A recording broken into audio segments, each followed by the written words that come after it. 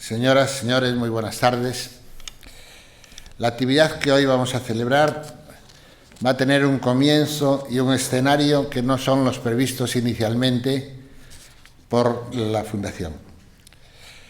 Seguramente muchos de ustedes recordarán que en el quinto brumario, en el brumario del año pasado, en ocasión de la jornada dedicada al mito de Prometeo, habíamos proyectado en este mismo teatro principal una composición videográfica basada en el poema dramático Prometeo encadenado del escritor griego Esquilo, con imágenes del mundo submarino.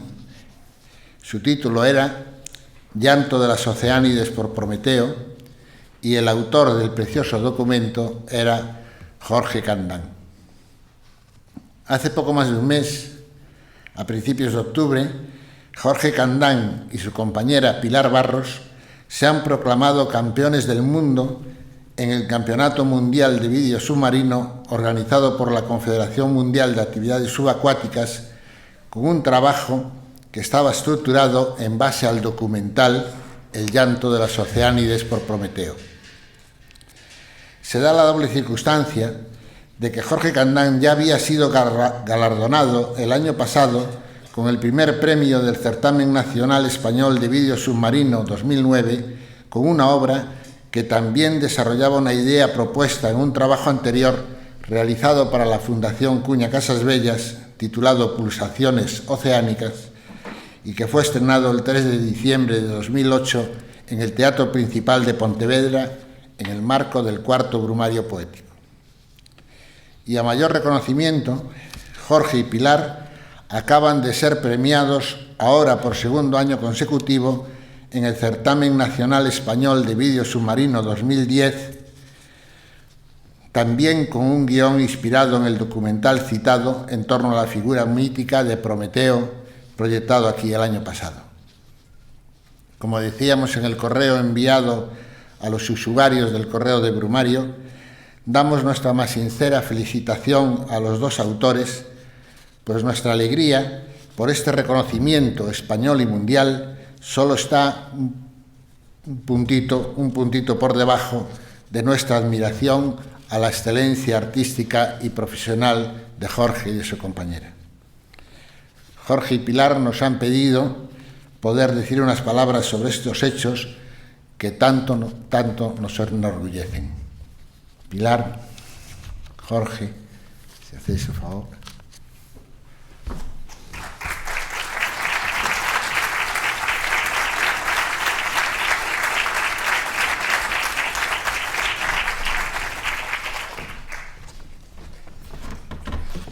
Bueno, en realidad no era por decir unas palabras, sino por buscar la disculpa para hacer entrega a Miguel del trofeo al mejor guión que nos dieron también al Campeonato Mundial.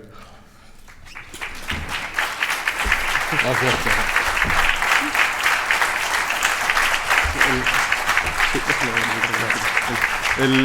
El guión que se utilizó para el Campeonato del Mundo fue en realidad una idea inicial de Miguel y creemos que formó una parte muy importante para conseguir este premio. Gracias.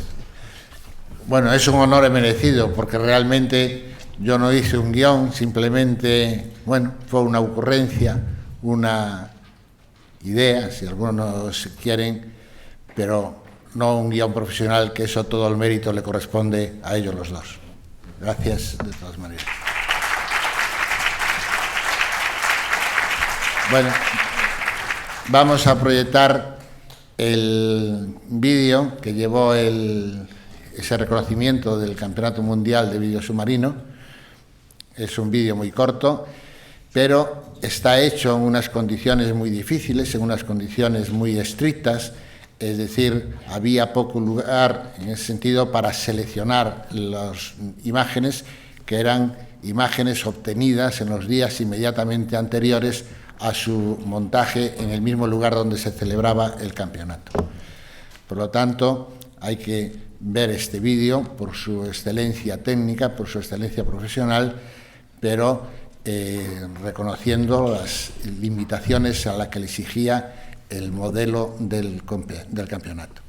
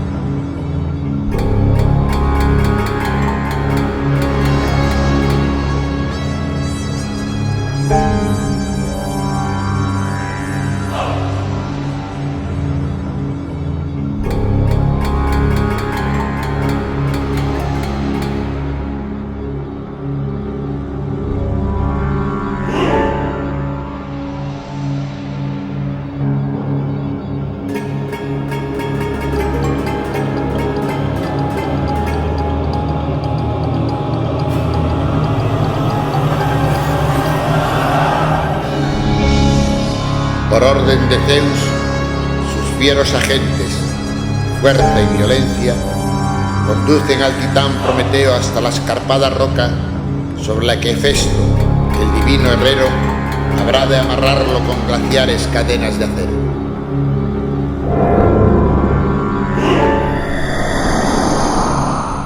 El eco de los martillazos llega hasta la morada de las criaturas hijas de Océano, el gran mar primordial que circunda el cosmos. Las Oceánides acuden presurosas al lugar en que se lleva a cabo el cruel castigo del titán.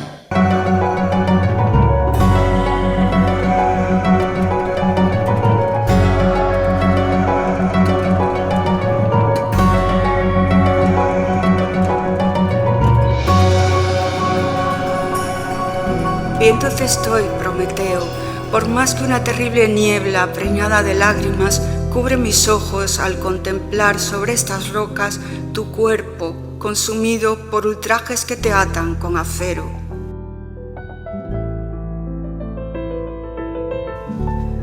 Tú, Prometeo, siempre temerario, ni aun en medio de estos terribles tormentos desmayas un punto.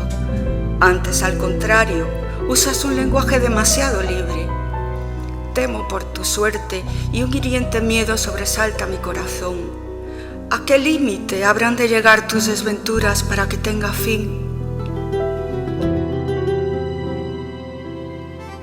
Dice Prometeo: miradme, hijas de Océano, ved con qué infamantes cadenas estoy aquí sujeto en la roca más alta de este precipicio.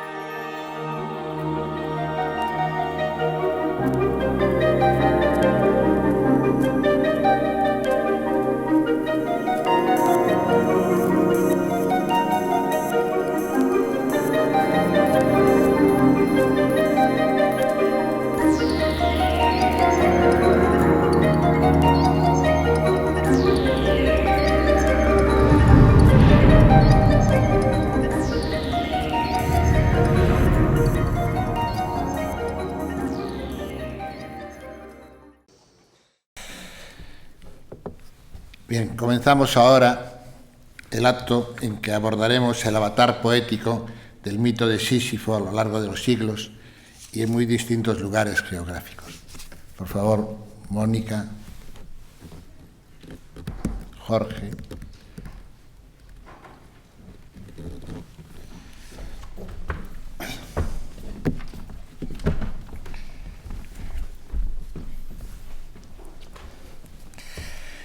Bueno, permítanme entonces presentarles a quienes intervendremos hoy.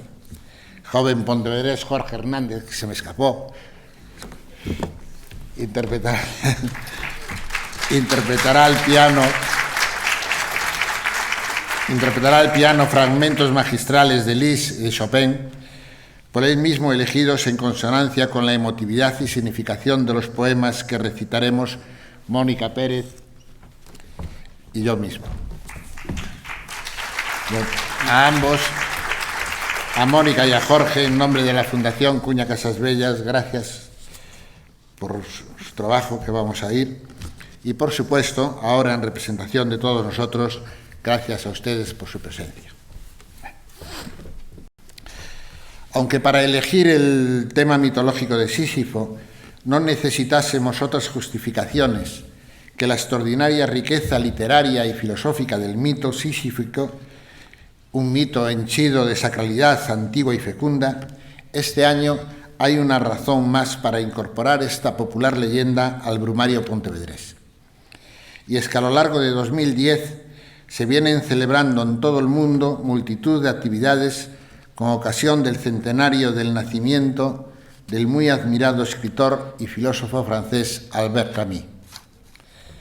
Camus escribió en 1942 el famosísimo ensayo titulado El mito de Sísifo. En este fundamental libro, fundamental para muchos de nosotros, Camus erige al héroe griego en representación de la totalidad de los seres humanos al valorar que Sísifo expresa mejor que cualquier otra figura mitológica, siquiera sea simbólica o metafóricamente, la conciencia rebelde y la ética de la libertad constitutivas de lo humano frente al sinsentido, frente al absurdo de una existencia situada entre la nada que precede al nacimiento y la nada que sigue a la muerte. Una existencia que por su dolorosa vacuidad parecería reclamar el suicidio. Y no es gratuito que Albert Camus comience su famoso ensayo con esta dramática sentencia. Dice así: no hay más que un problema filosófico verdaderamente serio, el suicidio. Juzgar que la vida vale o no vale la pena de que se la viva es responder a la pregunta fundamental de la filosofía.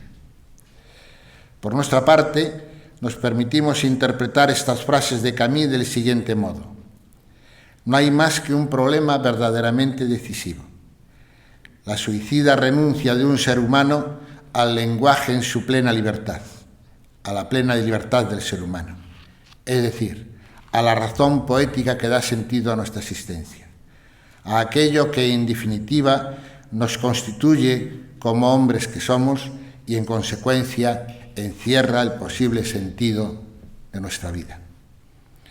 Dicho de otro modo, y como comprobaremos a lo largo de este recital, suicidio sería la renuncia de Sísifo a su pesada carga.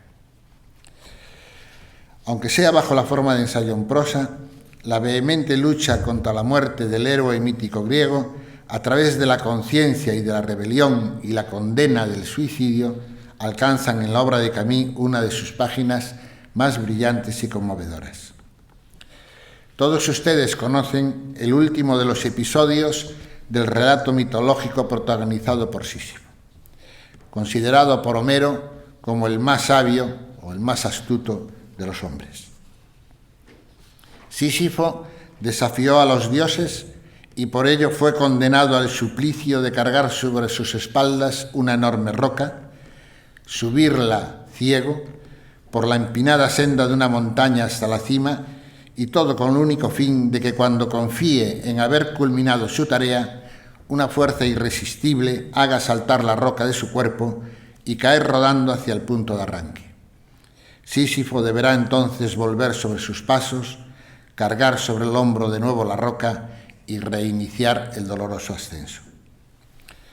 El poeta sevillano Gutiérrez de Cetina describió en el siglo XVI el tormento de Sísifo en los dos cuartetos de uno de sus más famosos sonetos de amor, intitulado De la pena de Sísifo se cuenta. Y dice así: de la pena de Sísifo se cuenta que sube un grave peso a una montaña áspera, inhabitable, oscura, extraña de cuanto puede ver, mas le atormenta. Subido a la alta cima, antes que sienta descalzo alguno, el desear le engaña, y soltando la carga que le daña, de nuevo torna a la pasada afrenta. Es verdad que, al igual que este amante del poema de Gutiérrez de Cetina, empujado por el deseo siempre insatisfecho de estar con la amada y de culminar su vida en brazos de la amada, todos y cada uno de nosotros arrastra con la vida una carga con excesiva frecuencia por ásperos caminos. Carga que, por otra parte, es tanto más pesada cuantos más anhelos, deseos, responsabilidades y esperanzas depositamos en ella, obstinándonos en la porfía seguramente vana de alcanzar los ideales que nos impulsan. Quien carga sobre sí el peso de la lucha por las hermosas palabras, las hermosas e inocentes palabras que en verso de Paul Eluard hacen vivir, como la palabra calor, la palabra confianza, amor, justicia y la palabra libertad, sabe bien cuán difícil y trabajoso le ponen el camino las poderosas máscaras de la sinrazón y el oprobio. Quizá en esta sencilla verdad resida una de las razones de la amplia difusión y popularidad del casi universal de nuestro mito, pues según la tradición, la carga de Sísifo tenía el descomunal tamaño de su heroico desafío a la muerte. Por 3 veces engañó al mancebo de la muerte misma, pues tanta era su pasión de vivir, tal como lo describe Albert Camus. Su desprecio de los dioses, su odio a la muerte y su apasionamiento por la vida le valieron a Sísifo ese suplicio indecible en el que todo el ser dedica a no acabar nada. Es el precio que hay que pagar por las pasiones de esta tierra. Lo único que se ve es todo el esfuerzo de un cuerpo tenso para levantar la enorme piedra, hacerla rodar y ayudarla a subir una pendiente 100 veces recorrida. Se ve el rostro crispado, la mejilla pegada a la piedra, la ayuda de un hombro que recibe la masa cubierta de arcilla, de un pie que la calza, la tensión de los brazos, la seguridad enteramente humana de 2 manos llenas de tierra. Al final de ese largo esfuerzo, medido por el espacio sin cielo y el tiempo sin profundidad, se alcanza la meta. Sísifo ve entonces cómo la piedra desciende en algunos instantes hacia ese mundo inferior desde el que habrá de volverla a subir hacia las cimas y baja de nuevo a la llanura. Esta preciosa prosa, este breve relato, desencadena una luz de preguntas. ¿Qué montaña es esta que ha de ascender una y otra vez Sísifo? ¿Cuál es el delito de este hombre que merece semejante suplicio? ¿Qué piedra es esta que lleva a cuestas? ¿Qué fuerza le empuja una y otra vez hacia la cima? ¿Qué voz es la de esta roca a la que Sísifo no puede resistirse? ¿Es acaso esa roca, esa voz, la funesta diosa de la esperanza a la que le impele por más que una y otra vez frustradas?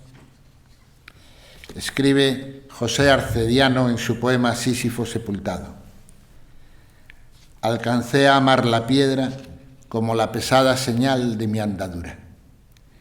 Hice mío su tacto desdoblando mis manos sobre su piel rugosa y ultrajada. Éramos uno solo en la victoria, coronando la inmisericordia ladera de los dioses, y uno en la caída inevitable hacia un nuevo principio en que ignorar la olímpica tortura. Nunca llegará la criatura rocosa, Sísifo y su roca uno solo, como dice el poema de Arcediano, a culminar su tarea. ¿Acaso ha vencido definitivamente la muerte a Sísifo, encerrándolo en el terrible castigo, o por el contrario, ha sido Sísifo quien ha vuelto a engañar a la muerte y a los dioses todos, pues cada ascenso hacia la cumbre representa en todo caso un nuevo nacimiento y todo descenso un abocarse a renacer?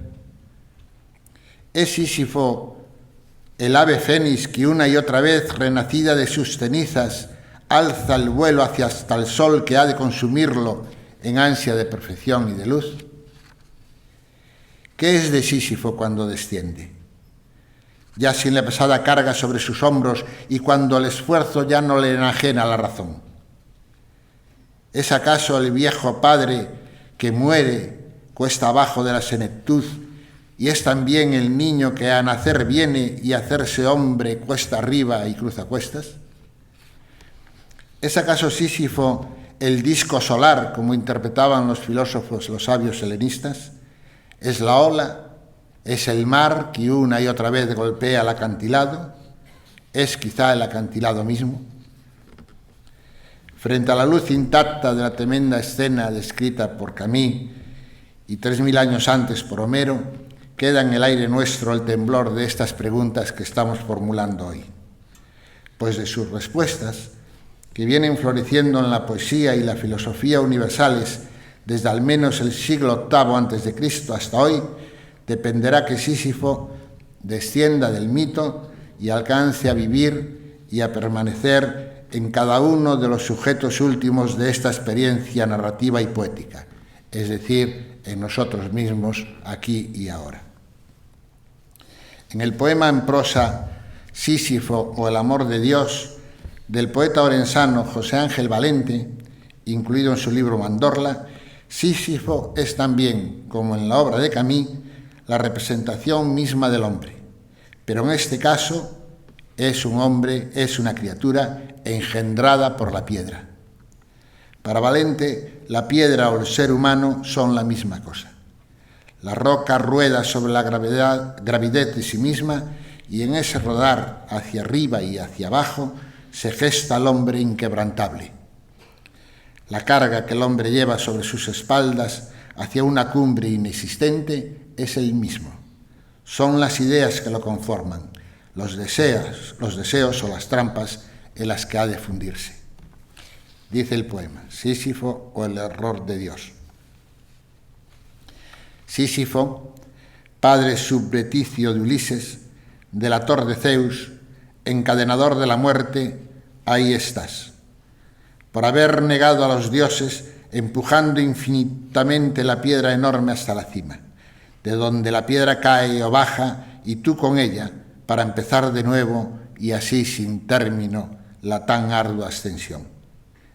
La piedra y tú y el dios que te miraba, con la impiedad tan propia de los dioses, sin comprender que el hombre era una forma de la piedra, y que era ésta la que empujaba al hombre, la que llevaba al hombre en su seno, allí engendrado, para transgredir el orden implacable del Dios. Ahora es el poema de la escritora cubana María Elena Cruz Varela. El poema se titula Pasión de Sísifo y está incluido en el libro El ángel agotado. En este poema, María Elena Cruz describe poéticamente y en primera persona el permanente vaivén de Sísifo a través de antinomias que pueblan todo el poema. Bajar, subir, asentar, asentir, negar, ascender, descender, cara, cruz, resbalar, insistir, morir en el ascenso, nacer por la inclinada pendiente, la piedra que ya no es piedra, el yo que ya no soy yo mismo, y así una y otra vez. Pasión de Sísifo.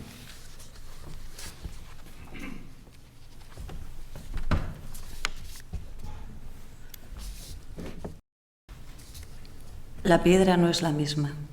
Yo ya no soy el mismo. Soy el otro y habito la línea desplegada de esa frente de asentir y negar, de bajar y subir este castigo. Pesada sobre el hombro, mi cómplice imperfecta, obligada a rodar con mi desesperanza. La piedra es el camino estéril de este vicio hundido en la negrura. Bajar con certidumbre. Dividirse hasta el hueso y salpicar de rojo la sagrada naranja. Partirme en dos hasta que el cielo sangre. Ascender, descender, el rumbo cara o cruz del pulcrísimo infierno hasta que el otro cuerpo no pueda sostenerme. Subir, rodar, ascender, resbalar, insistir, repetirse hasta la eternidad, morir en el ascenso, nacer por la inclinada pasión de la pendiente, pisar hasta el cansancio la casta y suave hierba que con cada estación desaparece.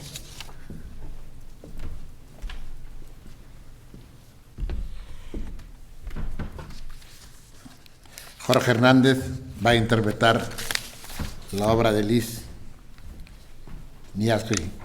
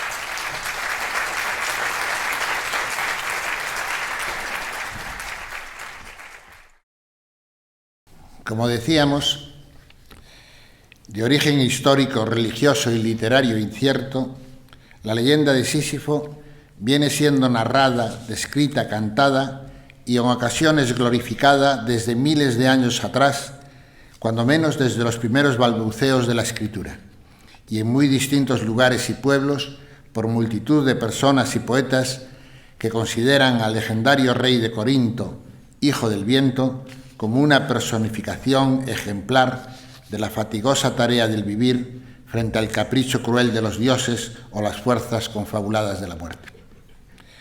Aunque el héroe Sísifo que hoy conocemos corresponde al personaje homónimo de la mitología griega, las leyendas de un dios o de un mortal sentenciados, como el sol o las mareas del mar, a repetir esforzadamente un mismo gesto, hunden sus raíces en el hondón de la protohistoria. Todo pudo comenzar hace más de 3000 años, cuando en algún punto de los valles fronterizos entre las actuales Siria y Turquía tenía lugar la fiesta anual de primavera. Este culto, que empezaba en honor de una buena cosecha, remataba en una representación teatral tejida de música, danza y poesía, en la que el sacerdote poeta interpretaba el canto de Uyikumi, una de las primeras canciones de las que se tiene noticia histórica, uno de los primeros poemas de la humanidad.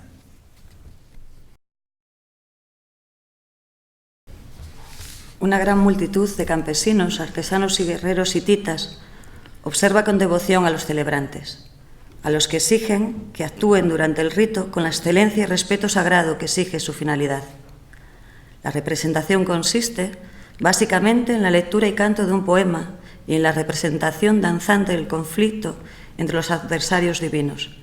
Se trata de que el dios de la tempestad y la lluvia abandone por un tiempo su trono, para que pueda la semilla romper la costra de tierra, florecer el campo y tras la abundante cosecha llegue a reinar la alegría en la aldea. Pero pasada la cosecha, cuando las flores y las hojas se marchiten y el sol, furioso como un volcán incandescente, arda y reseque la arcilla de los campos, entonces la comunidad entera celebrará un nuevo ritual para traer la lluvia. Un argumento que ilustra este rito es en apariencia de gran sencillez. Kumarbi, el padre de los dioses en la mitología hitita, ha sido destronado de su trono celestial por su hijo Tesub, el dios de la lluvia y las tormentas. Sin embargo, Kumarbi no se resigna a su derrota y concibe un plan para derrocar a su heredero rival. El poeta alza la voz y comienza. Voy a cantar al dios Kumarbi, padre de todos los dioses. Canto a Kumarbi, el dios de sabios pensamientos, en cuya mente crece el día funesto que está por llegar, pues contra Tesub va buscando causarle daño. Contra Tesub hará crecer un rival. El plan madura en su mente sabia y cada uno de los pasos los va ensartando en su voluntad como una cuenta de collar. Cuando Kumarbi hubo madurado su maldad, se levanta con presteza de su trono, tomando un cayado en su mano y en sus pies calza los raudos vientos. Se marcha de la ciudad de Urki y llega a la laguna de aguas frías. Allí hay una gran roca de 3 leguas de largo y legua y media de ancho. A Kumarbi se le excitó el deseo de yacer con la roca, yacer con ella y sobre ella. En la profunda grieta derramó su virilidad. 5 veces la tomó y otras 10 veces la tomó. A estas alturas del canto ya están dispuestos en torno al círculo sagrado los 2 grupos de actores contendientes que escenificarán la colosal batalla celeste que ha de seguir al nacimiento de Uyikumi, el hijo pétreo de la roca. Acunado por las olas del mar y por las diosas del destino, el recién nacido, todo el de granito volcánico, crecerá desmesuradamente. Cuando por su tamaño emerja de las aguas de la laguna que ha nacido y las olas le bañen la cintura, los dioses que lo ven no se disimularán su temor, pues la sombra pétrea avanza por la montaña, cubre los cielos y entenebrece la bóveda celeste. ¿Quién de nosotros podrá sobrevivir en una batalla en la que intervenga este engendro granítico? Se preguntan los atemorizados dioses. El dios de la tormenta, Tesub, se dispone al combate contra el volcán sin cráter, solo coronado de furia, y llama en su auxilio a los grandes dioses. Llama a la lluvia y a los vientos, llama al relámpago y a las nubes llama. A todos reclama que se apresten al combate. Pero en la primera de las grandes batallas, los aliados de Tesub son derrotados. Los 70 dioses vencidos se precipitan al mar, mientras Ullikummi mantiene su cuerpo intacto y ya gigante sigue creciendo. Llega a su altura al cielo y hace temblar el cielo. Llega a la tierra y sacude la tierra toda. Empuja el cielo hacia arriba como un vestido vacío y él, la roca, sigue creciendo. Alcanza a la esposa de Tesub mientras ella se guardaba en su templo. Ya no puede la esposa de Tesub oír el mensaje de los dioses, no puede ver con sus ojos a su esposo ni a su hermano. El temor la asalta. Quizás su esposo haya sido derrotado. El llanto de la esposa ya no lo oye el amado. El dios de la tempestad y la lluvia, momentáneamente derrotado, abandona su trono por el tiempo de 2 estaciones. Tras recomponer sus huestes, volverá al combate eterno y será entonces, en el próximo festival del solsticio de invierno, cuando reviva su imperio de fecundas aguas, mientras Ullikummi, la gigantesca roca, ahora derribada en la batalla, habrá de regresar al seno materno de la roca madre y esperar un nuevo nacimiento. Bien. Es en estos valles del Oriente Próximo, en los festivales agrarios como el que acabamos de describir y en las ceremonias rituales de la Edad del Bronce, donde se localiza el fondo mitológico que cristalizará siglos después en algunos de los grandes relatos mitológicos griegos, como el que hoy estamos comentando de Sísifo. Aunque hay referencias griegas a Sísifo anteriores a Homero, es en la Odisea donde por primera vez se describe en verso el penar de nuestro héroe. En el canto 11 del poema homérico, Ulises, que algunos autores clásicos reputan como el verdadero padre de Sísifo, baja a los infiernos y allí observa al coitado. Perdón, dijo Ulises, padre de Sísifo, es Ulises, hijo de Sísifo. Canto 11 de la Odisea. Advertí luego a Sísifo, presa de recias torturas. Iba a fuerza de brazos moviendo un peñón monstruoso y apoyándose en manos y pies, empujaba su carga hasta el pico de un monte. Mas luego, llegado ya a punto de dejarla en la cumbre, la echaba hacia atrás su gran peso. Dando vueltas la insolente piedra, llegaba hasta el llano. Tornaba él entonces a empujarla con todas sus fuerzas. Caía el sudor de sus miembros y el polvo envolvía su cabeza. ¿Por qué Homero llama a la piedra insolente, según unos traductores, según otros desvergonzada, según otros impúdica? Sencillamente porque consideraban que esa piedra no tenía la vergüenza necesaria para dolerse del sufrimiento de Sísifo. Cuando los intérpretes helenistas comenten estos 7 versos homéricos, unos dirán que Sísifo es en realidad el dios solar, portador del disco brillante que sale cada mañana y después se hunde bajo el horizonte. Otros sugerirán que Sísifo es un símbolo de la vana lucha del hombre por alcanzar la sabiduría, que cuando presume de saber alguna cosa cierta y verdadera, pronto cae en la cuenta de que nada sabe. Aún otros lo considerarán la personificación del oleaje y el mar en lucha sin tregua contra los acantilados de la vida. De este modo, las interpretaciones y sugerencias que encierra el cuento del infortunado héroe irán sucediéndose en el tiempo, primero entre los exégetas helenistas, después en los vastos dominios cristianos e islámicos de la Edad Media y por último, desde el Renacimiento hasta hoy, entre los ensayistas, literatos y poetas de todos los continentes. La escritora Francisca Aguirre publica su excelente poemario Ítaca en 1972 en Alicante. A dicho libro pertenece el poema Sísifo de los acantilados, cuyo verso final introduce la figura de Telémaco, hijo de Ulises, quien por los caminos del mar de Sísifo continúa buscando a su padre. Sísifo de los acantilados, de Francisca Aguirre.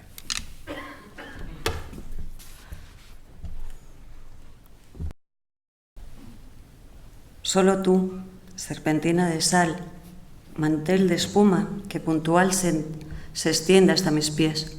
Solo tú escuchas mis palabras partidas. He olvidado los dioses y sus templos. La sal me trajo hacia su origen, hacia ti. Lágrima desatada, Sísifo de los acantilados, ¿qué ausencias buscas en la orilla? ¿Qué pérdida es la tuya que te obliga a arrastrarte sin futuro? Solo tú, empujón húmedo, escuchas esta desolación que te añado a diario como si fuese tu alimento. Solo tú, ¿acaso entiendes? Telémaco, sigue creciendo.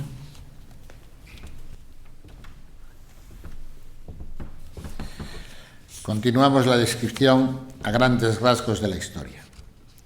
Sísifo, como Edipo o Aquiles, es un hombre, no es un dios.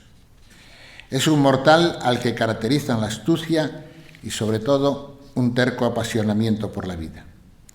Es también el héroe protector de la ciudad que le rendirá culto, incluso más allá de la muerte, por más que ninguno de los ciudadanos de Corinto ignore la maldición de Zeus y el terrible suplicio que sobrelleva en el Hades su héroe.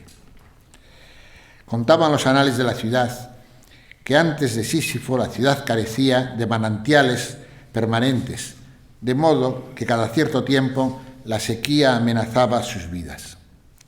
Hubo un año en que la sequía fue más terrible que nunca. Pasaban los días y los meses enteros pasaron sin que lloviese, mientras los corintios, tentados por la sed, miraban el agua salada que bañaba su puerto, temiendo volverse locos si la bebían. Los apenados habitantes se agolparon entonces a las puertas del palacio, pidiendo a su rey, reputado como el más sabio y prudente de los mortales, que averiguase el porqué de aquel castigo y le pusiese remedio. Estando Sísifo en su palacio, maquinando en cómo afrontar tal estado de cosas y poder atender a sus súbditos, vio llegar al dios río Asopo, triste y apenado por el rapto de su hija. Sísifo le informó entonces de que había visto unos días antes una terrible escena. El violento amador de tu hija, le dijo, no es otro que el poderoso Zeus, y ambos se encuentran en aquel ribazo lejano. El dios río, agradecido, hizo brotar en el lugar un manantial de agua cristalina al que los corintios llaman desde entonces y hasta hoy como la fuente de Pirene, la fuente de su vida. Para castigar a Sísifo por la delación, Zeus ordenó a Tánatos, el mancebo hijo de la noche, mensajero sino personificación de la muerte, que atrapase al rey y lo llevase de inmediato al reino de los muertos. Pero según uno de los cuentos más populares de la antigüedad corintia, fue el osado rey quien logrará encadenar a la misma muerte, y no al revés. Tanto la tradición oral como la escrita cuentan esta bella historia de la mitología griega, adornándola de múltiples matices. Mientras según unos Sísifo engaña a la muerte, según otros la seduce.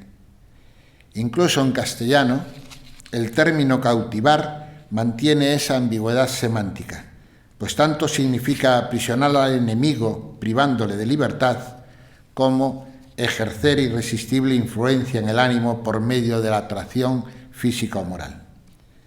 De hecho, en las narraciones clásicas, mientras unos autores escriben que Tánatos, la muerte, fue preso con grilletes, Sísifo le propondría probárselos y el joven muerte confiado aceptó, otros anotan que el mancebo resultó cautivado por la hospitalidad de Sísifo y sin otra violencia que la seducción de la palabra amable y sabia, se alojó en el palacio real de Corinto, de donde ya no podrá salir, aunque los narradores no expliquen en ningún caso qué o qué cosas le impedía a la muerte salir de palacio, salvo esa seducción provocada por Sísifo.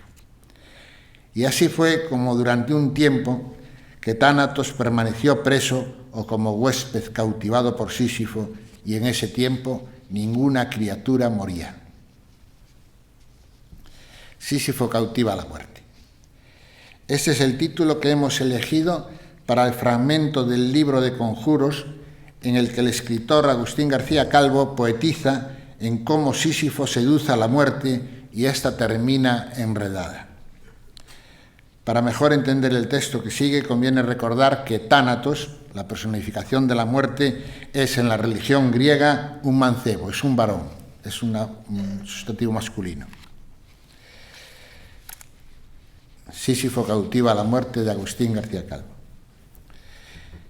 Dice el amor a la muerte: cuentan de Sísifo el Eólida, del que bien te acordarías si no fueras tan enemiga de memorias, que una vez viniste, como sueles, a verlo y a decirle silenciosamente: es la hora. Que él, fingiendo obedecerte, te enredó en los tejemanejes de la lógica. Una cuerda fina de una seda invisible te tenía de tiempo atrás hilada a rosca, con que así te habló: mancebo, hace tiempo que te esperaba en la congoja de que no llegabas y que nunca acabase esta vida desesperada y trabajosa. Pero puesto que has venido, es el fin, indudablemente. Así que toma, coge por la punta del cordel de mi vida, que en su fin resumida está mi vida toda. Y si agarras por el cabo, seré tuyo hasta las raíces de mi historia.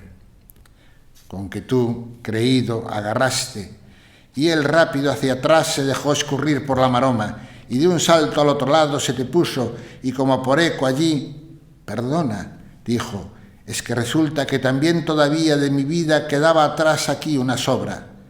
Pero si te das la vuelta, en un triste apoderarás de mi persona. Te volviste airado y te echaste a atraparlo, pero en tanto a su vez giró al revés y en contras tirando de la cuerda y gritándote a las espaldas: hola, hola, que estoy aquí, píllame. Y cada vuelta que te volvías se revolvía él otra y otra, siempre: estoy aquí, gritando, que diciéndote la verdad a cada torna, cada vez a vez mentía con verdades, y al cabo te enrató como rapacillo su peonza, hasta que quedaste atado por su fuerza y por a la vez tu fuerza propia, y al tenerte presa, ni él ya nunca moría, ni ninguno de los mortales de su horda. Alarmados los dioses porque nadie moría, y no pudiendo tolerar tamaña alteración del orden universal, que rompía el orden cíclico de la vida e imponía a las criaturas mortales el divino orden lineal del tiempo sin retorno ni fin, se dirigieron los dioses en tumultuosa asamblea al poderoso Zeus para que pusiese fin a tan lamentable estado de cosas. Mandó entonces Zeus contra el rey a Ares, el atroz dios de la guerra. Este era inasequible por su ferocidad a cualquier petición de clemencia o treta que pudiese urdir el sagaz embaucador. Exigió Zeus, además, que la primera víctima de la muerte brutal decretada por Ares fuese el propio Sísifo. Con todo, aún tuvo tiempo el héroe para tramar un nuevo ardid. Rogó a Tánatos, recién escarcelado, que le permitiese despedirse de su esposa, lo que le fue concedido. Aprovechó entonces ese fugaz instante del adiós familiar para exigir a su esposa, la divinal Mérope, que no lo enterrase ni hiciese ceremonia funeral alguna. La pobre mujer, aunque aterrorizada por el sacrilegio que se le exigía, obedeció a su esposo. En cuanto el héroe llegó al centro del infierno, comenzó a lamentarse a grandes voces de no haber tenido honras fúnebres. En realidad, decía, yo no estoy muerto, pues sigo vivo para los míos y en consecuencia no tenía derecho Sísifo a permanecer entre los muertos. Debía volver a la superficie de la tierra para exigir ser enterrado, en realidad para ser efectivamente muerto entre los suyos. Tanto se lamentó que Perséfono y Hades, la pareja que reinaba en el infernal mundo, acabaron por dejarle partir con la promesa de volver nada más celebrarse las exequias. Claro está que Sísifo no cumplió su promesa, no volvió. Pasaron muchos años y con ellos se fue la juventud de Sísifo. Llegó el día en que Tánatos pudo arrastrarlo al Hades sin que Sísifo, ya viejo y sin energía, pudiera evitarlo. Fue entonces cuando Plutón, según unos autores, o el propio Zeus, según otros, le impusieron el terrible castigo que todos conocemos. Ciego, debía empujar la roca. Jorge. Chopin, Vals, opus 34, número 2.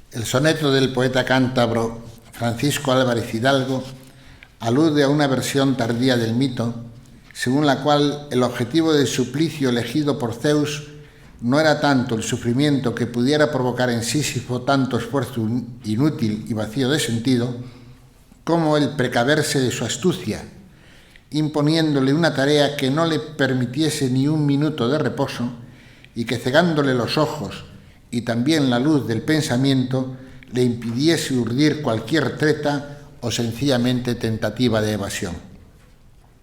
Pues sabía Zeus, por experiencia, que un segundo de reposo que se le concediese al astuto mortal volvería a embaucar a sus guardianes como lo había logrado en las 2 ocasiones anteriores. Así pues, Hades decidió que nunca más, ni por un segundo, podrá Sísifo librarse de la idea fija, de la obsesión de subir la piedra. No podrá pensar y, por lo tanto, dejará de pertenecer a la estirpe de los humanos, transformado en mera máquina, en incansable ajetreo para nada, vacío de alma, inanimado. La obsesión de la piedra le ocupa la razón, y con ello queda la razón perturbada del más astuto de los hombres. Sísifo, de Francisco Álvarez Hidalgo. Soneto escrito en la ciudad de Los Ángeles en 1977. Sudor y esfuerzo y corazón sangrante, fruto estéril de inútiles intentos, perturban la razón como instrumentos de diabólica y fiero necromante. Qué tarea insólita y constante, avanzando la roca a pasos lentos, perdiéndola en los últimos momentos para recomenzar en un instante. A punto estamos de obtener victoria, desprendiendo el temor de nuestra mente al ritmo de cercana melodía, cuando los canguilones de la noria desparraman el agua inútilmente, dejando el alma una vez más vacía. En este punto, la genial reflexión de Albert Camus ofrece una novedosa interpretación de la historia. Sí que hay un tiempo, dice Camus, en que Sísifo podrá cabalmente pensar, podrá cabalmente ser hombre. Será cuando, liberado de la impúdica piedra porque ésta se le va de las manos, y él, liviano, tenga que ir a buscarla monte abajo. Escribe Camus. Sísifo me interesa durante ese regreso, durante esa pausa. Un rostro que sufre tan cerca de las piedras es ya él mismo piedra. Veo a ese hombre volver a bajar con paso lento pero igual hacia el tormento cuyo fin no conocerá. Esta hora que es como una respiración y que vuelve tan seguramente como su desdicha, es la hora de la conciencia. En cada uno de los instantes en que abandona las cimas y se hunde poco a poco en las guaridas de los dioses, es superior a su destino, es más fuerte que su roca. Si este mito es trágico, lo es porque su protagonista tiene conciencia. ¿En qué consistiría, en efecto, su castigo si a cada paso le sostuviera la esperanza de conseguir su propósito? El obrero actual trabaja durante todos los días de su vida en las mismas tareas y ese destino no es menos absurdo. Pero no es trágico, sino en los raros momentos en que se hace consciente. Sísifo, proletario de los dioses, impotente y rebelde, conoce toda la magnitud de su condición miserable. En ella piensa durante su descenso. La clarividencia que debía constituir su tormento consuma al mismo tiempo su victoria. No hay destino que no venza con el desprecio. Por lo tanto, si el descenso se hace algunos días con dolor, puede hacerse también con alegría. Esta palabra no está de más. Sigo imaginándome a Sísifo volviendo hacia su roca y el dolor estaba al comienzo. Cuando las imágenes de la tierra se aferran demasiado fuertemente al recuerdo, cuando el llamamiento de la dicha se hace demasiado apremiante, sucede que la tristeza surge en el corazón del hombre. Es la victoria de la roca misma. La inmensa angustia es demasiado pesada para poderla sobrellevar. Son nuestras noches de Getsemaní. Sin embargo, las verdades aplastantes perecen al ser reconocidas. Y continúa. Toda la alegría silenciosa de Sísifo consiste en eso. Su destino le pertenece. Su roca es su cosa. Así, persuadido del origen enteramente humano de todo lo que es humano, ciego que desea ver y que sabe que la noche no tiene fin, está siempre en marcha. La roca sigue rodando. Dejo a Sísifo al pie de la montaña. Se vuelve a encontrar siempre su carga. Pero Sísifo enseña la fidelidad superior que niega a los dioses y levanta las rocas. Él también juzga que todo está bien. Este universo en adelante sin amo no le parece estéril ni fútil. Cada uno de los granos de esta piedra, cada trozo mineral de esta montaña llena de oscuridad, forma por sí sola un mundo. El esfuerzo mismo para llegar a las cimas basta para llenar el corazón de un hombre. Hay que imaginarse a Sísifo dichoso. El poeta renacentista Juan de Argijo, uno de los grandes poetas españoles de los siglos XVI y XVII, por más que hoy apenas conocido, parece adelantarse en 4 siglos a la intuición de Camus, por más que al autor sevillano le sirva para argumentar que es mayor el castigo que sufre el poeta que el padecido por el propio Sísifo. Pues mientras Sísifo disfruta un punto de reposo monte abajo, al poeta se le niega el descanso, se lo niega la memoria de los males padecidos. La memoria repite una y otra vez el sufrimiento. Dice así el soneto. Sube gimiendo con mortal fatiga el grave peso que en sus hombros lleva Sísifo al alto monte, y cuando prueba pisar la cumbre, a mayor mal se obliga. Cae el fiero peñasco, y la enemiga suerte cruel su duro afán renueva. Vuelve otra vez a la difícil prueba, sin que de su trabajo el fin consiga. No iguala a aquella, a la desdicha mía, pues algún tiempo alivia en su tormento los hombros a tal carga desiguales. Sufro peso mayor con tal porfía, que un punto no perdona al pensamiento la importuna memoria de mis males. Con todo, será León Felipe quien en su famoso libro Versos y oraciones del caminante, publicado en Nueva York en 1930, el que con mayor sabiduría y recia poética glose aspectos cruciales del mito de Sísifo.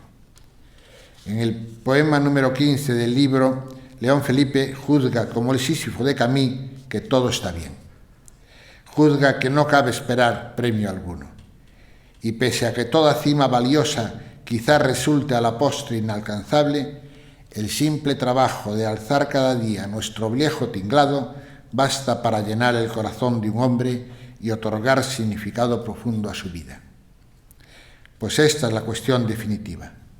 Si la vida merece ser vivida, pese al absurdo que impone la fatalidad de la muerte y la tristeza de repetir una y otra vez el mismo camino. Para León Felipe, si no hay esperanza, tampoco cabe referirse en el mito de Sísifo a cima o meta alguna, ni tampoco a punto de inicio hacia ascenso alguno, y la metáfora cabal entonces es la de la noria, el esforzado dar vueltas y vueltas sin principio ni fin. Más aún, finalmente, el destino del hombre no es más que una canción compuesta para el viento y contada a las piedras que cada uno de nosotros lleva. Versos y oración del caminante número 15. Sabemos que no hay tierra ni estrella prometidas. Lo sabemos, Señor. Lo sabemos si seguimos contigo trabajando. Sabemos que 1000 y 1000 veces pararemos de nuevo nuestro carro y que 1000 y 1000 veces en la tierra alzaremos de nuevo nuestro viejo tinglado. Sabemos que por ello no tendremos ni ración ni salario. Lo sabemos, Señor. Lo sabemos si seguimos contigo trabajando. Y sabemos que sobre este tinglado hemos de hacer 1000 veces y 1000 veces todavía el mismo viejo truco bufo trágico sin elogios ni aplausos. Lo sabemos, Señor, lo sabemos y seguimos contigo trabajando. Poema menor 12 de León Felipe. No es lo que me trae cansado este camino de ahora. No cansa una vuelta sola. Cansa el estar todo un día, hora tras hora, y día tras día un año, y año tras año una vida, dando vueltas a la noria. Biografía, poesía y destino de León Felipe. El poeta le cuenta su vida primero a los hombres, después, cuando los hombres se duermen, a los pájaros. Más tarde, cuando los pájaros se van, se la cuenta a los árboles. Luego pasa el viento y hay un murmullo de frondas. Todo lo cual se puede traducir también de esta manera. Lo que cuento a los hombres está lleno de orgullo. Lo que cuento a los pájaros, de música. Lo que cuento a los árboles, de llanto. Y toda es una canción compuesta para el viento, de la cual, después, este desmemoriado y único espectador apenas podrá recordar unas palabras. Pero estas palabras que recuerde son las que no olvidan nunca las piedras. Lo que cuenta el poeta a las piedras está lleno de eternidad, y esta es la canción del destino que tampoco olvidan las estrellas.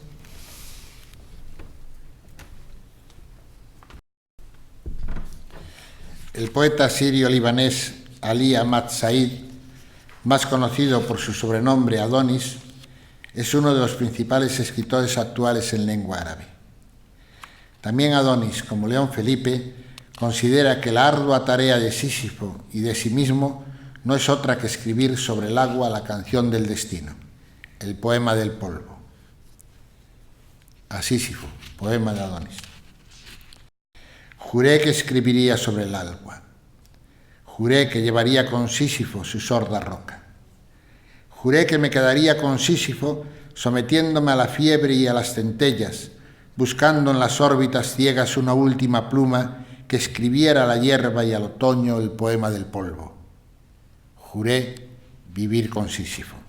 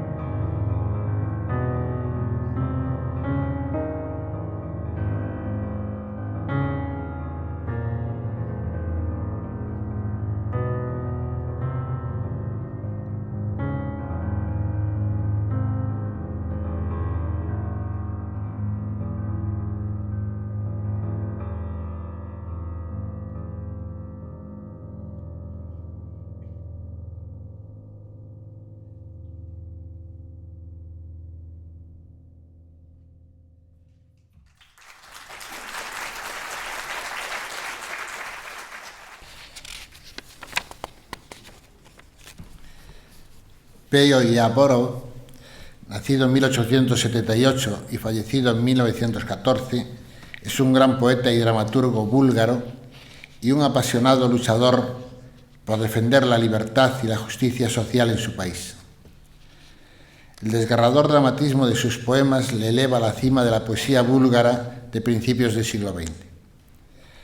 El poema Sísifo, que fue publicado póstumamente, fue escrito entre 1900 y 1901 y está dedicado a los levantamientos de los campesinos búlgaros de la región de Dobrudja, ocurridos en ese mismo año. El motivo de la rebelión, aplastada a sangre y fuego, fue la vuelta a la obligación de pagar el nomoneto, un impuesto que el pueblo ya conocía desde los tiempos de la dominación turca, similar al que aquí conocemos como el diezmo, consistente, en este caso el Estado, se quedaba con la 10ª parte de las cosechas. Los recuerdos de la miseria y el hambre padecidas durante el yugo turco provocaron las revueltas populares. Y Yaborov ve reflejado en el pueblo campesino búlgaro la imagen del mito de Sísifo.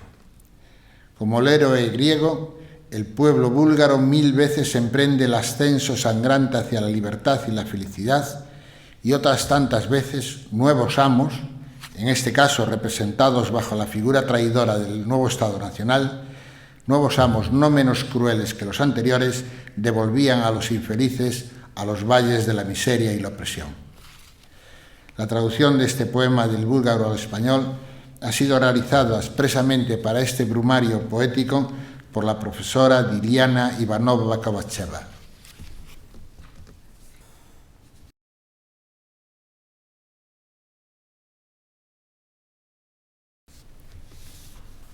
Cuidado, imprudentes, oh niños crédulos, no hurguéis con tizón intrépidos la pólvora, pues un trueno reventará los corazones trémulos, os acosará el fuego y el humo os ahogará.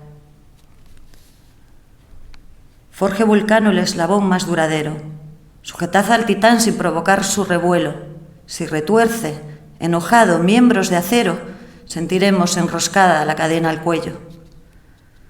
Hasta el hueso penetró la faca. Aterrador gemido. Se oye gritar la nación de dolor, no el rugido del mar. Horribles fauces abiertas de clamor enfurecido que ni montañas de plomo pueden callar.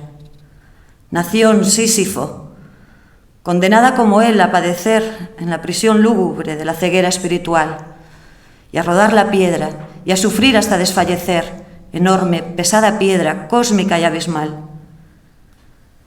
Sangre y sudor bañan el cuerpo torturado, que infeliz se aproxima lento a su culmen. Allí, el descanso grato. Pero a la roca, eterno estrago, fuerzas infernales la arrojan de la cumbre. Así continuará siempre. Oh dioses despiadados, ¿juzgáis que el titán sucumbe hoy mortificado en sus penas? ¿Por qué la maldad os llama a sus pasos para sembrar su senda de pedernal y espinas?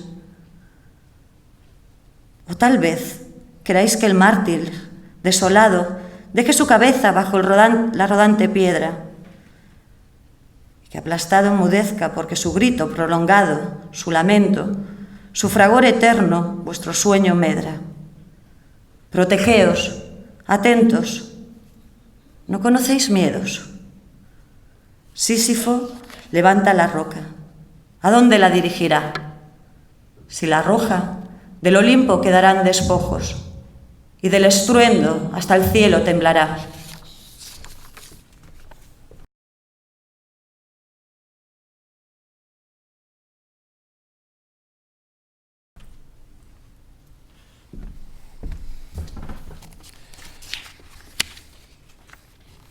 El poeta y orador político puertorriqueño Luis Muñoz Rivera publica su famoso poema Sísifo en 1882.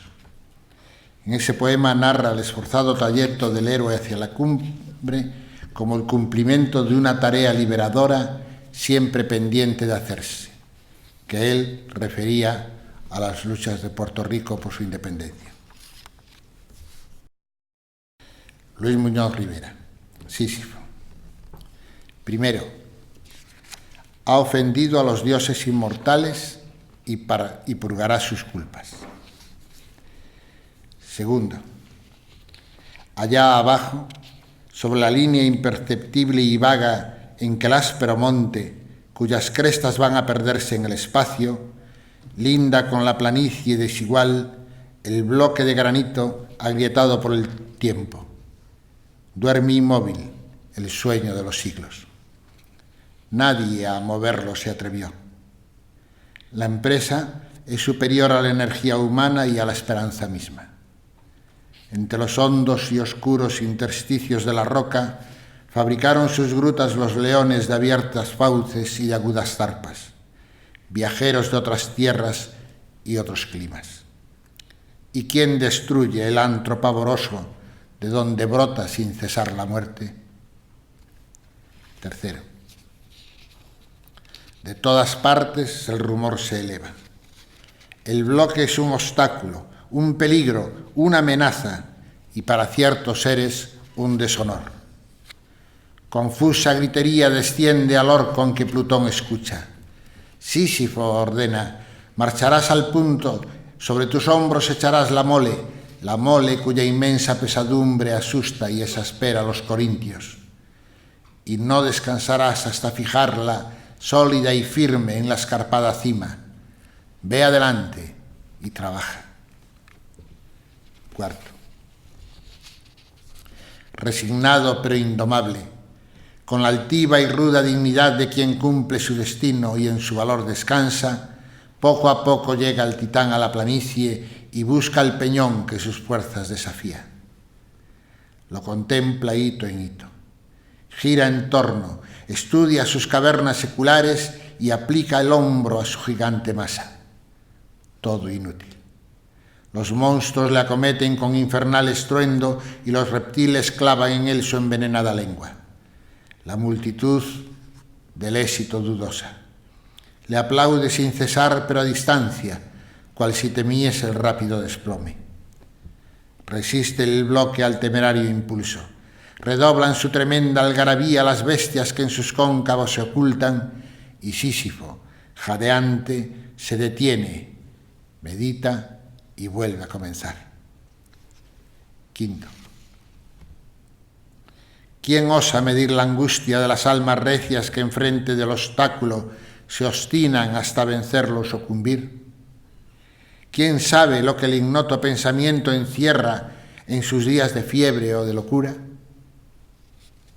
Sexto, el enviado de Plutón socava su peñasco, lo mueve, lo sacude, lo siente vacilar, dobla sus bríos y lo levanta al fin sobre su dorso para emprender la ruta inverosímil hacia la ingente cumbre, nunca hollada.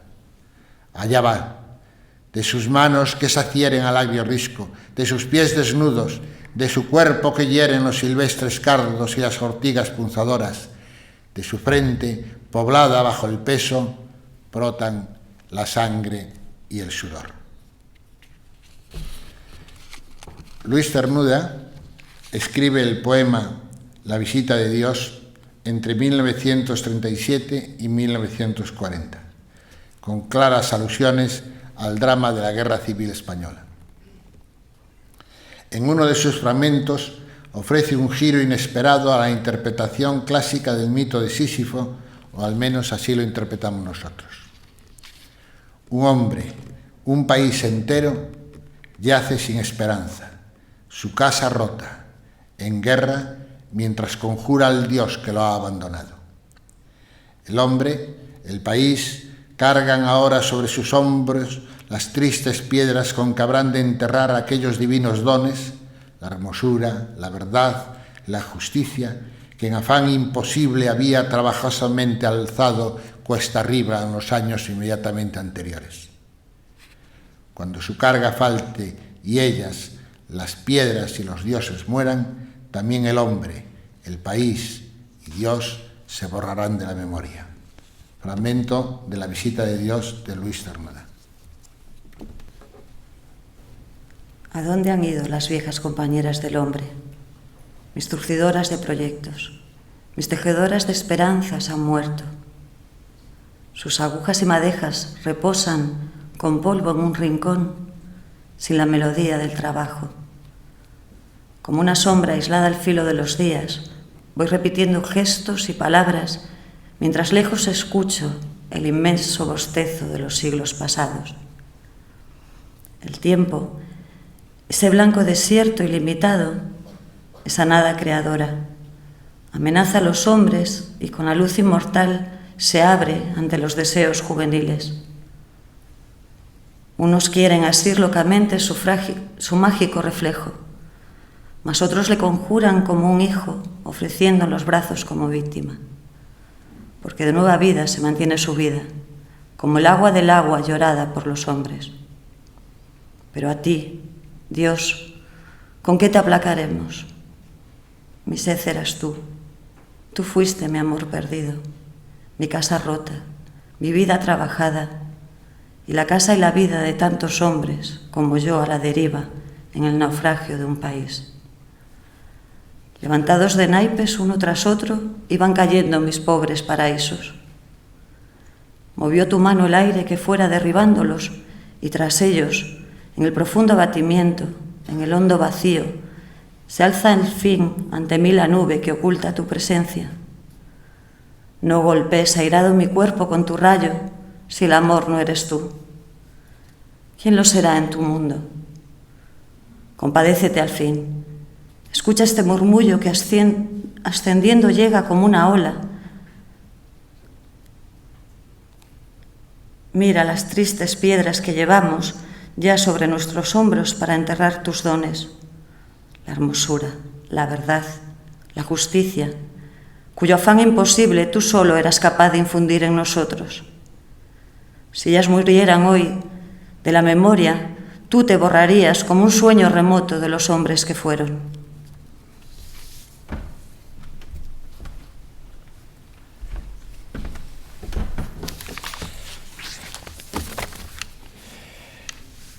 Interpretación por Jorge Hernández del Nocturno de Chopin, opus 9, número 1.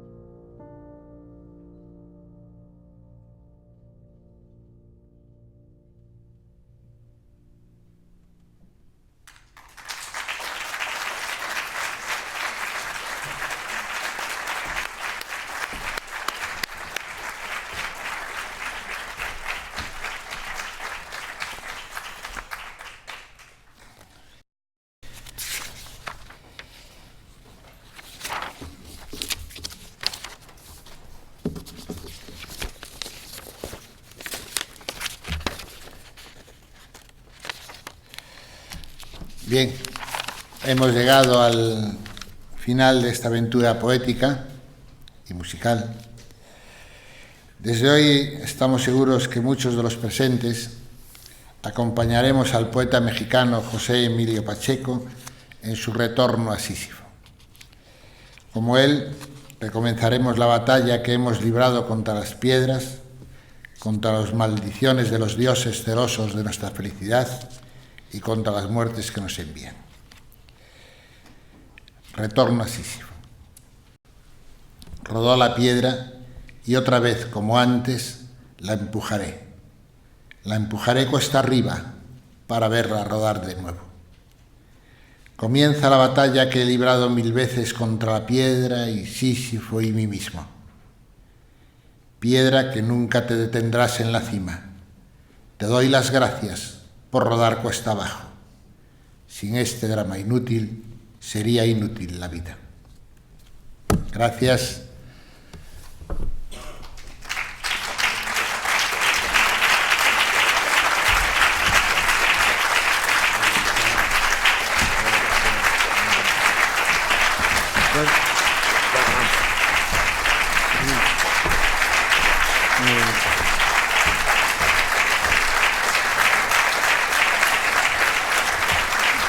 Bueno, gracias en nombre de todos nosotros. Solo decirles que las 3 últimas jornadas del Brumario Poético las celebraremos en la última semana de noviembre y les invitamos a estar de nuevo con nosotros el próximo día 29 a la misma hora de hoy, a las 8:15, para rendir homenaje al escritor Manuel Cuñano Bas. En esa ocasión presentaremos el proyecto escultórico O Fabulario Novo de Cuñano Bas en realización de Verónica Pérez Torres y de Jesús Dobao, así como el estreno de 3 canciones de Fabulario Novo compuestas por María García Mendoza y cantadas por la soprano Patricia Blanco. Esperamos tenerlos de nuevo con nosotros. Gracias.